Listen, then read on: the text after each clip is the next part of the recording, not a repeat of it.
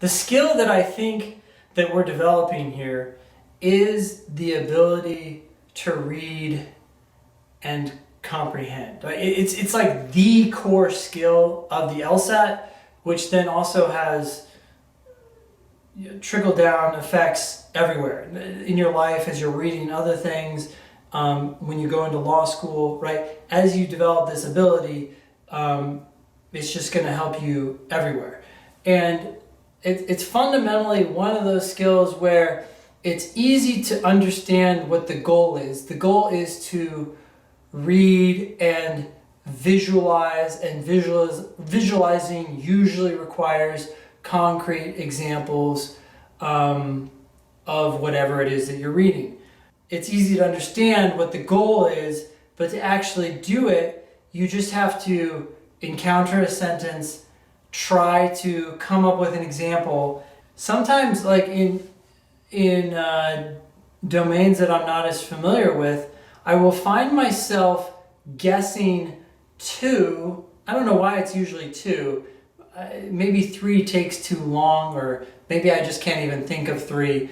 But I will be like, okay, I think this person is kind of talking about this scenario, like where X does Y, but maybe it's a little vague. It's something I'm not super familiar with. Maybe they're actually saying X does Z. I don't know if it's X does Y or X does Z, but that's kind of my guess. And then once I have those two guesses in mind, usually what ends up happening is when I read the next sentence, one of them becomes almost certainly the one, or maybe a third option appears and becomes more obvious. But by doing that legwork, I was much more prepared for the new information and able to put it together and figure out what was happening. That's kind of a long-winded answer to say that every time you encounter a sentence on the test, just try to come up with, like some concrete understanding of it. At first you will be slow, and that might slow you down even more. Maybe you're at a point where you're finishing 15 questions and now you start doing this and you start finishing only 12. But the thing about it is it's just something that as you do it over and over and over again, it becomes faster and faster and faster, and something that starts to happen as you read, right? So then you're reading and someone interrupts you and is like, hey, what was that just talking about? You don't remember the exact words, but because you have an image in your head, you're like, well, basically they're saying that you shouldn't run across the street at midnight. And that's not the words they said, because the LSAT doesn't speak like that. The LSAT said, as the clock approaches the midnight hour in the Eastern time zone, it is prohibitively, restrictive to progress across the intersection of the known street. I don't know why they say things like that, but they say them in a long, wordy way.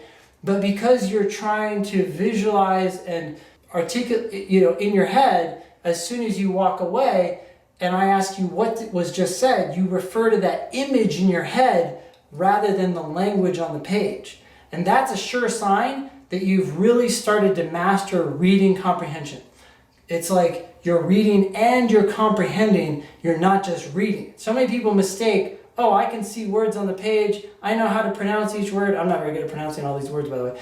But I can say these words, therefore I can read. And it's like, no, reading is the magic of combining the words together in a sentence and creating an image out of that. And the way to get faster at that is just keep forcing yourself to do that. And when you feel that fuzziness, don't let yourself go forward. Stop and reread until it starts to dial in focus, right? Like the focus comes into view, and then you're like, oh, sweet, I got it.